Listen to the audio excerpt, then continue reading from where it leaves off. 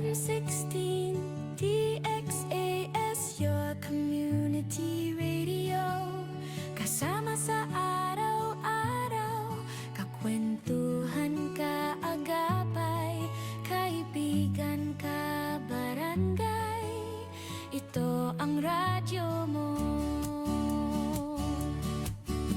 1116 DXAS, your community radio. 1116 DXAS, your community radio.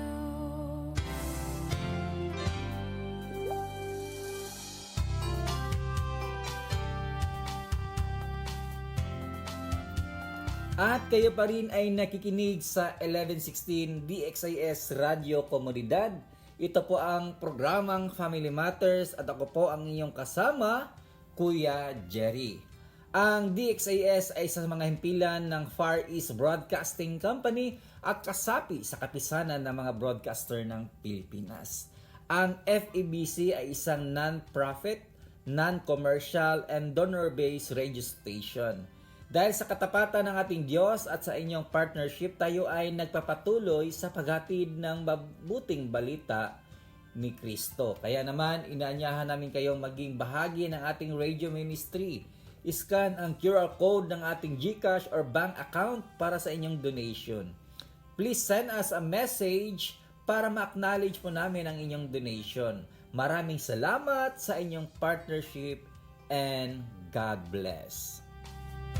Mga ka-Family Matters, mga ka-hashtag Monday, magandang araw.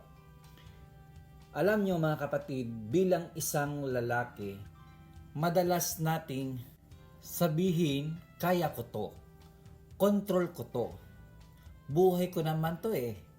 Pero aaminin natin, minsan yung akala nating hobby lang o pansamantalang stress reliever, dahan-dahan na palang nagiging tanikala na sumasakal sa atin, sa pamilya natin at sa relasyon natin sa Diyos. Ngunit alam mo ba mga kapatid, may isang napakagandang verse sa Bible na direktang tumatama sa isyong ito. Sabi sa 1 Corinthians chapter 6 verse 12, I have the right to do anything you say, but not everything is beneficial. I will not be mastered by anything. Sa Tagalog, sinasabi natin, may laya akong gawin ang lahat. Parang slogan ng mga lalaki, di ba? Lalaki ako, malaya ako. Pero ang hamon ni Pablo sa atin ay ito. Beneficial ba yan? O sa madaling salita, nakakatulong ba yan para maging mas mabuti kang asawa? Mas matino kang ama? O mas malakas na lingkod ng Diyos? Ang masaklap kasi mga kapatid, marami sa atin ang nagsasabing, malaya ako, pero ang totoo, alipin na tayo. Alipin ng alak, alipin ng sugal, alipin ng malalaswang panoorin, o alipin ng galit. Sabi sa verse, mga kapatid, I will not be mastered by anything. Ibig sabihin, kung hindi mo kayang bitawan, hindi ka na malaya. Siya na ang master mo. Pero, may magandang balita tayo ngayong araw. God is the business of delivering men. Hindi lang niya tayong gustong patawarin, gusto niya tayong palayain. So, ngayong araw mga kapatid, himayin natin. Paano nga ba tayo makakawala sa mastery ng mga bisyong ito at paano muling magiging master ng ating buhay ang Panginoon? Kaya naman, ngayong umaga ay pag-uusapan natin ang how God delivers men from destructive habits. Kaya naman, inaanyahan po kayong sumali. Sali po kayo sa ating kwentuhan, mag-text lang sa 0916-296-6625 o sa 0998-844-1410 o mag-comment sa ating Facebook page, i-click nyo lang ang 1116 DXAS, your community Radio. At ngayong umaga, dadako na po tayo sa ating unang punto po mga kapatid na ating tatalakayin. Ito pong, not everything that feels good is good for you. Hindi lahat ng masarap na pakiramdam ay nakabubuti sa iyo mga kapatid or nakabuti sa iyo. Kung ating pong titingnan mga tatay, hindi lahat ng nagbibigay saya ay nagbibigay buhay. No, kung ating pong tingnan ang salitang beneficial, ang ibig sabihin ay to bring together or to help. Pero may makikita po tayong deception yan. Ang mga destructive habits ay laging short-term pleasure lang po yan. Masarap sa umpisa, instant gratification, pero ang katotohanan or ang reality dyan, ito ang tanong ni Apostol Pablo, ay hindi masarap yan, kundi saan kanyan dadalhin. Kaya po mga kapatid, no, kung ato pagtingnan itong number 1, itong alak, ito ay nakasisira ng isip at relasyon. No, kahit ang ating mga doktor po mga kapatid, kung tayo ay labis-labis na tayo na kadabang na ulipon taniini, ito ay nakasira talaga. Pangalawa, itong yosi, di ba? Ito ay unti-unting pumapatay sa ating katawan. Pangatlo po mga kapatid, itong sugal, no? Ang sugal, makikita po natin maraming nahuhumaling dito, no? Pero ito ay sumisira ng tiwala. Pangapat po mga kapatid, ito pornographiya or porn, no? Ano ba ang naka-distract? Ito ay sumisira ng pagtingin sa asawa. Now, itong tinatawag natin na not everything that feels good is good for you mga kapatid. Aminin natin, masarap ang bawal. Masarap sa pakiramdam yung isang tagay pa, o isang click pa, o isang hit-hit pa. Bakit? Kasi yan ang design ng pleasure. Pero ito ang reality check. Ang sarap ay hindi laging sapat. Sabi ni Apostol Pablo sa verse natin na ating binabanggit kanina, not everything is beneficial. Hindi lahat ng nagbibigay ng high sa iyo ngayon, itinataas ang kalidad ng buhay mo bukas, no? Huwag mong ipagpalit ang iyong kinabukasan para sa 5 minutong sarap. Tanungin po natin ang sarili natin, no? Itong ginagawa ko ba, binubuo ako o dahan-dahan akong dinudurog? Kaya naman mga kapatid, no? Huwag po tayong magpapasakop.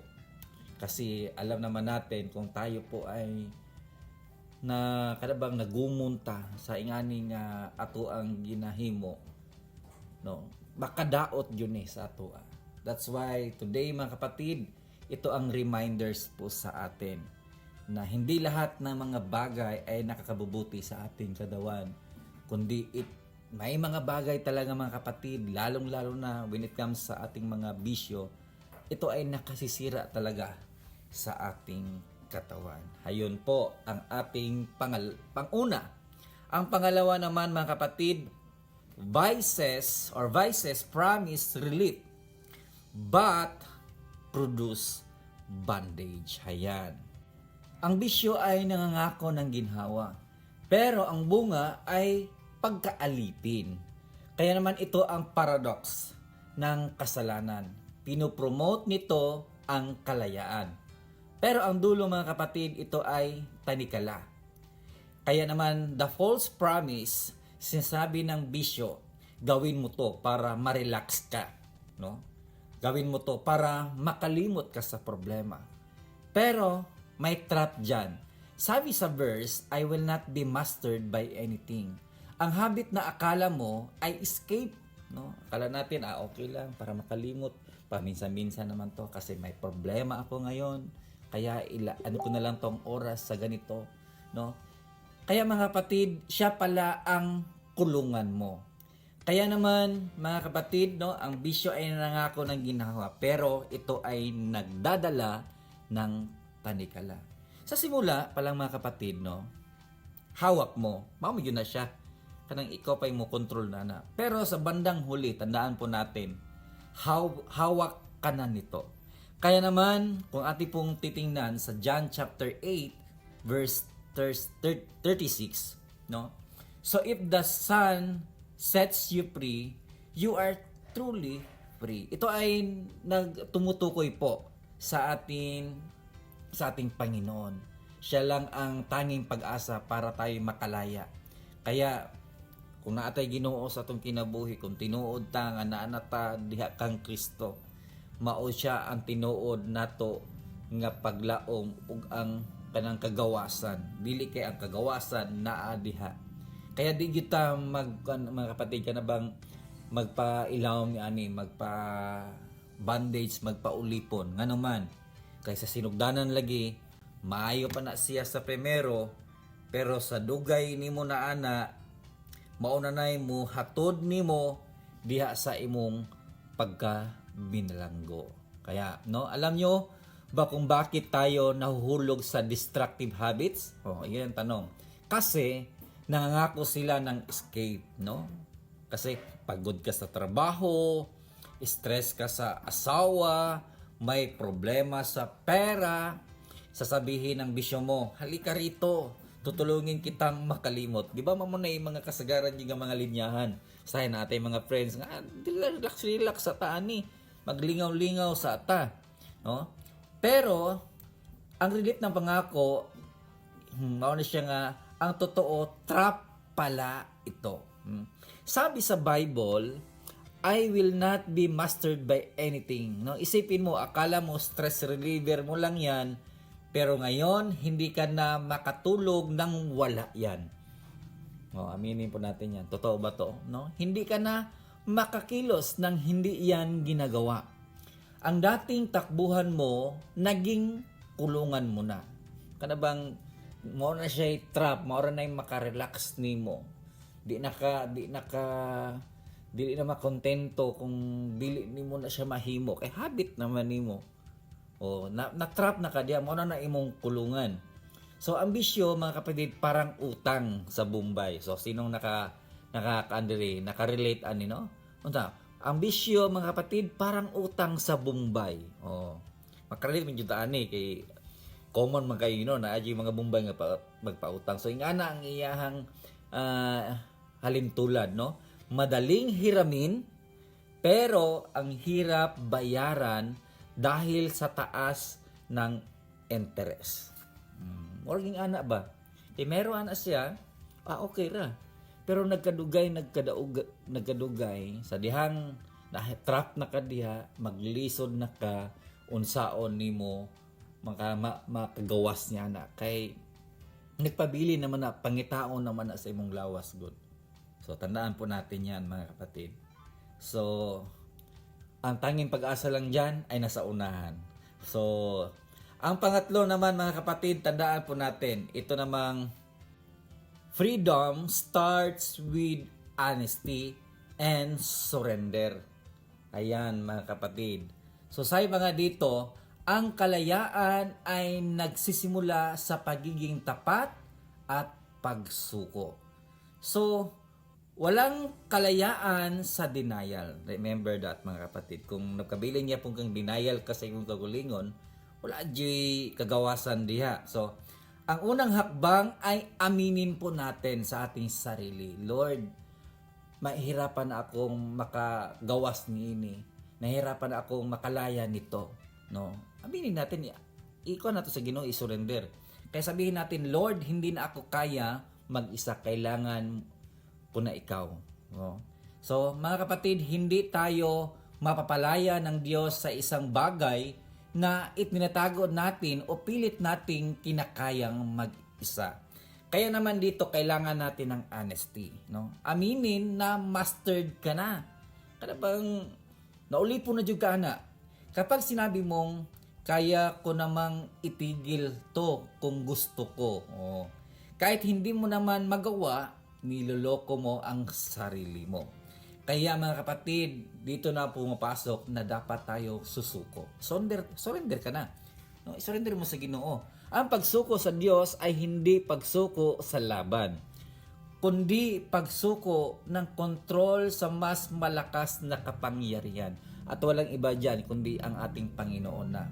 Kaya naman mga kapatid, no, tandaan po natin, sabi diyan sa Book of Galatians chapter 5 verse 1, it is for freedom that Christ has set us free. No, hindi kailangan ang humingi ng tulong. Tandaan po natin 'yan. Ito ay simula ng tunay na lakas, no. Kaya naman, no, it is for freedom that Christ has set us free. Ang sekreto lang po yan mga kapatid ay maging honest tayo sa ating Panginoon. No, sabi pa dyan mga kapatid, may mga nakikinig ba sa atin ngayon na pagod ka na? So ngayong umaga, may mga listeners ba ngayon na sabi mo sa iyo sarili, pagod na ako nito, no? Pagod na magpanggap na okay ka lang, no? Sabihin natin, freedom starts with honesty. Hindi ka mapapalaya ng Diyos sa isang bagay na pilit mong itinatago. Gusto kong sabihin sa iyo mga kapatid, okay na aminin na hindi ko na kaya o hindi mo na kaya. Ang surrender sa Diyos ay hindi pagsuko sa laban. Ito ay ang pagpapasok sa mas malakas na kakampi.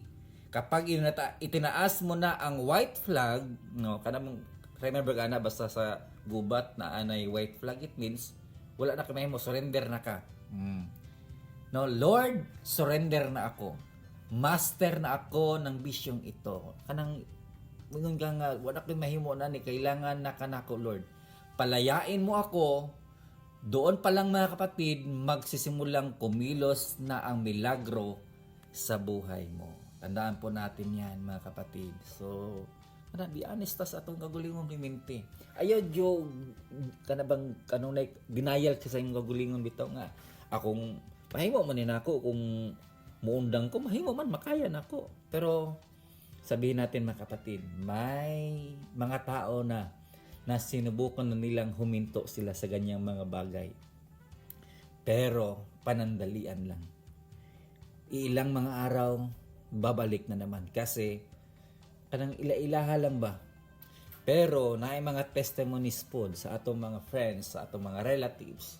Sa una na to, no, sa atong labi na sa ato ang mga ka-churchmate, di ba? Yung maganda yung mga testimony nila, sayo pa nila na akala nila kaya lang nila kung sila lang.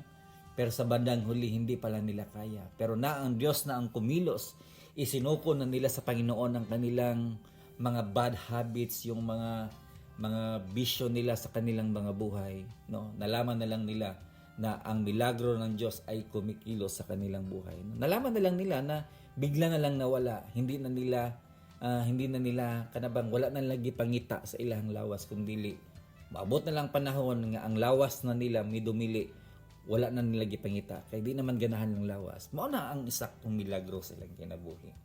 Mao na mga kapatid, no, na freedom starts with honesty and surrender. Nadyo na sa imuha magikan sa imuhang kaugalingon.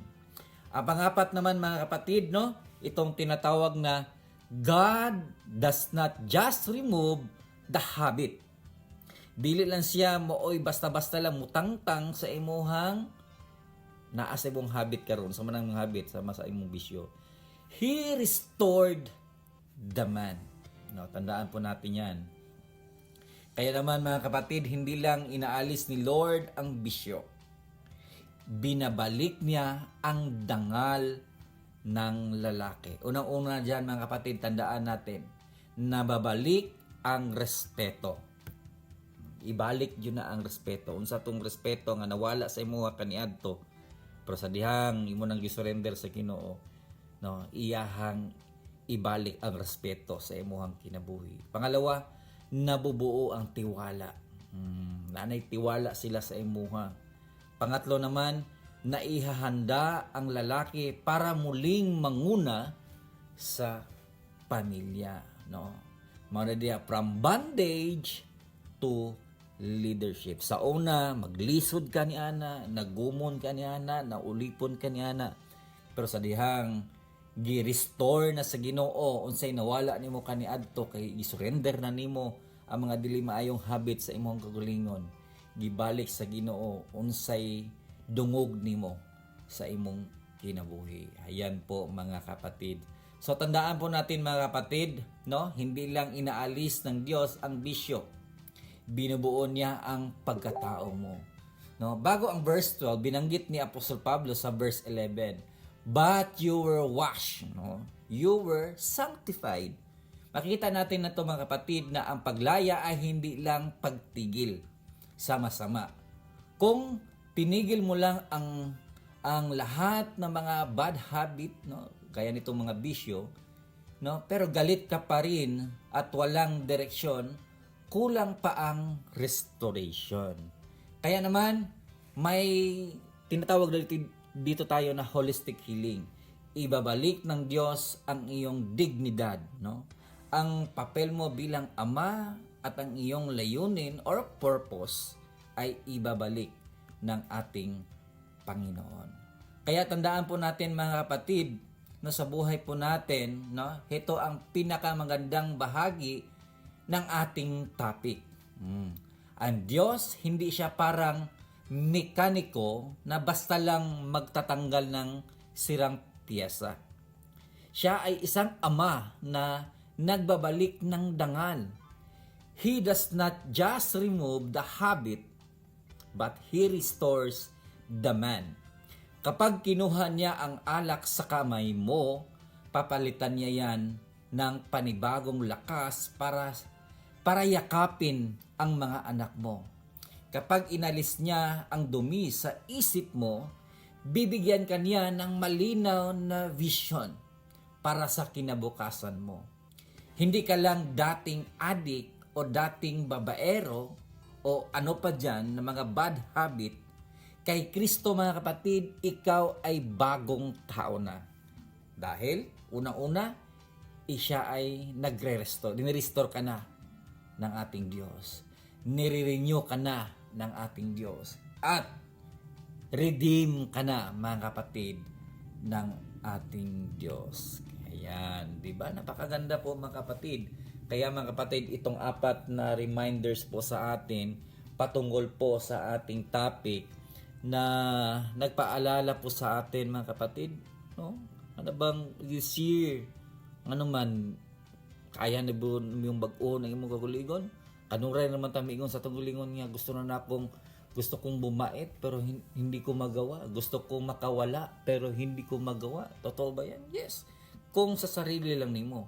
Kaya naman, may paraan dyan paano natin tanggalin. Hindi natin kaya kung tayo-tayo lang. Pero kailangan natin ng isang Diyos na kikilos po sa ating buhay, sa iyong buhay na gusto mo nang kumawala sa mga ganyan.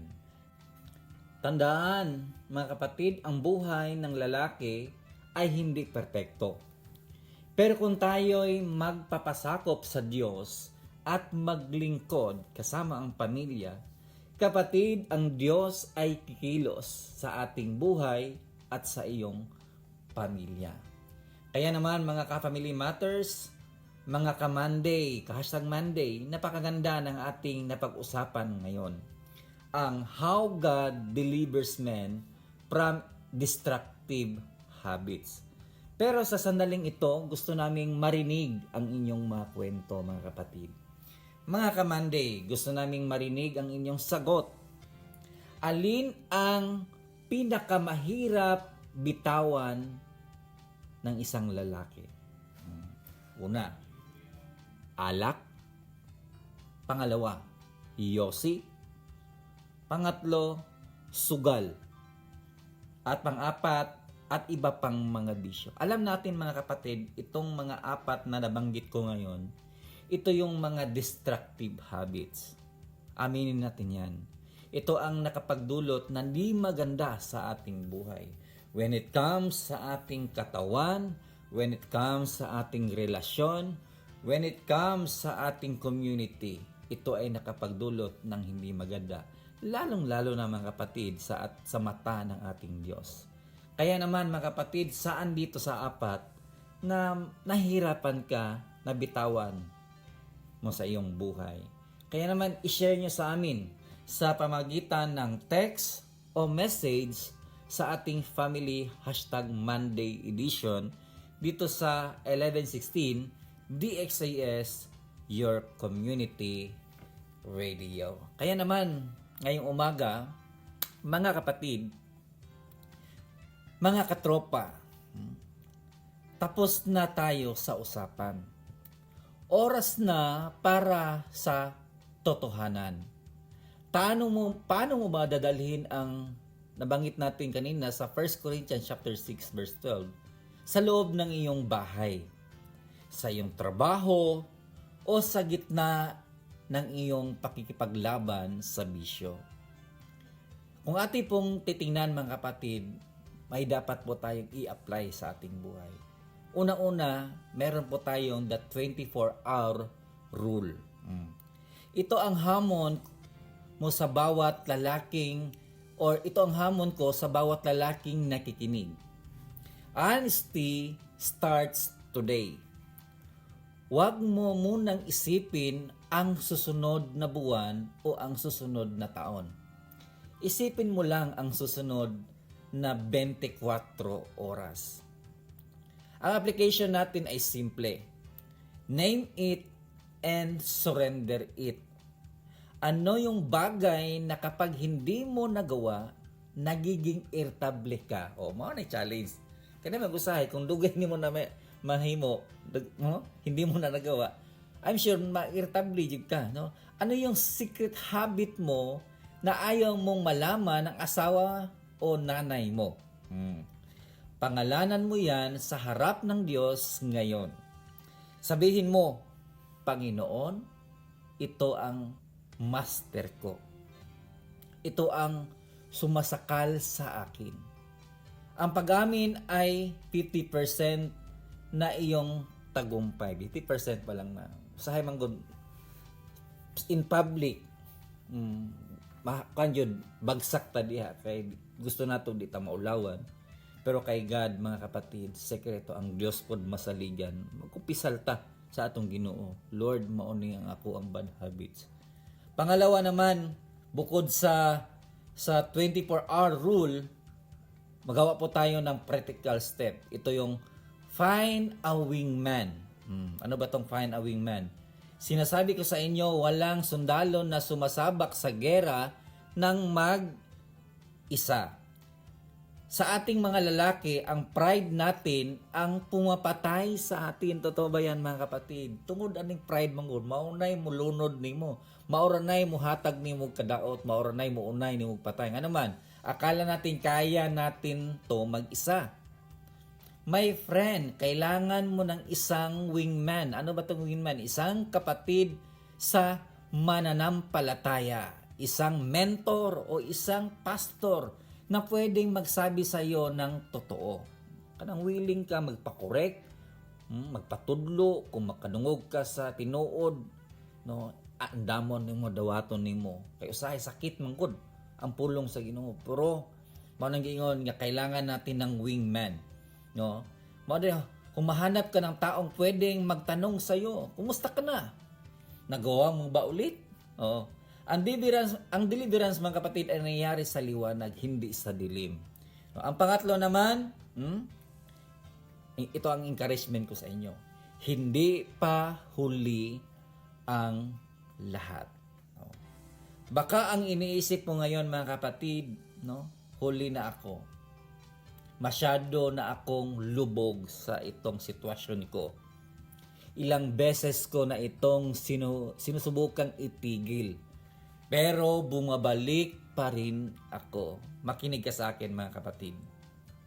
Ang grasya ng Diyos ay hindi nauubos sa pangalawa, pangatlo, o pang-1,000 pagkakataon.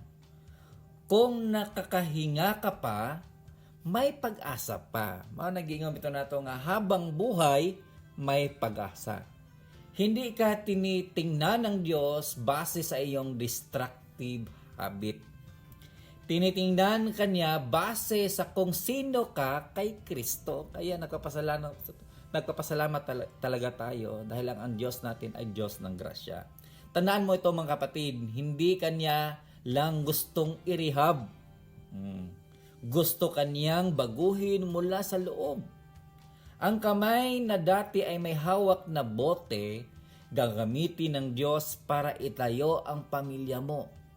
Ang isip na dati ay puno ng dumi, gagamitin ng Diyos para mag-isip ng dakilang bagay para sa Kanya. Kaya naman, bago tayo magtapos mga kapatid, gusto ko kayong ipagdasal kita. Gusto kong kung nasaan ka man mga kapatid, sa loob ng sasakyan, sa opisina o sa bahay, ipikit mo ang iyong mga mata at ipag-pray kita kapatid. Gusto mo bang mangyari yan? Okay, umaga, mag-pray po tayo sa Panginoon. Hingin natin ang tunay na kalayaan kay Kristo. Tayo po'y manalangin sa ating Diyos. Tayo po'y maging totoo sa ating sarili at hingin sa ating Panginoon na Lord, ayaw ko na nito. Gusto ko na ikaw ang maging master sa aking buhay. Gusto ko nang kumawala sa ganitong sitwasyon. Kaya mga tatay, pakinggan ninyo ito. Hindi ka masamang tao dahil may bisyo. Pero mahal ka ng Diyos para manatiling alipin. No? Ang kalayaan ay posible. Tandaan natin yan. Ang pagbabago ay posible. Dahil kasama mo ang Diyos. Kaya mga kapatid, laging positibo po tayo sa ating buhay. At ngayong umaga mga kapatid, wala na po tayong oras dahil ang ating oras ay napakaikli lang. At tayo na po idadako sa ating panalangin. Tayo po'y magpasalamat at manalangin sa ating Panginoon. Panginoon, inilalapit po namin sa iyo ang bawat lalaking nakipaglaban sa bisyo. Bigyan mo sila ng lakas, tapang at bagong simula. Putulin niyo po ang tanikala at palitan ng kalayaan. Panginoon, dinadalangin ko ang aking mga kapatid na nakikinig ngayon. Kilala mo ang kanyang laban.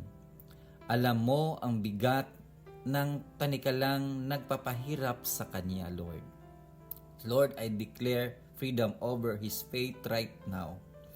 Putulin mo ang mastery ng mga destructive habits na ito. Ipaalaala mo sa kanya na siya ay anak mo. Siya ay mahal mo. At may plano ka sa buhay niya. Bigyan mo po siya ng tapang na lumapit sa iyo at magsimula muli sa kanyang buhay. Sa pangalan ni Jesucristo, naming Diyos. Amen and amen. Hayan mga kapatid, muli po kami po ay nagpapasalamat at ako po ay nagpapasalamat sa pagsasama nyo sa isang oras. Muli po, ngayong umaga ay nagpapasalamat na rin tayo sa ating mga technician. Salamat po kina Kuya Romel Paulino, Rolando Alfonso. Abangan ang susunod na Radyo Singkauman, ang programang Radyo Singkauman kasama si Otto Mobin. At tuwing alas 9:30 ng umaga, Lunes hanggang Sabado, mapapakinggan ang Family Matters. At muli po, ako po si Kuya Jerry. Ang Family Matters ay kasama nyo sa pagtataguyod ng pamilyang Pilipino.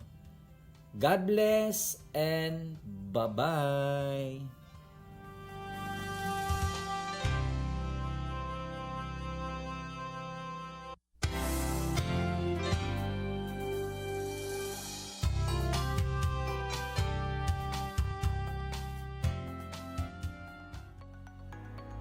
May pito o whistle ka ba sa iyong emergency kit?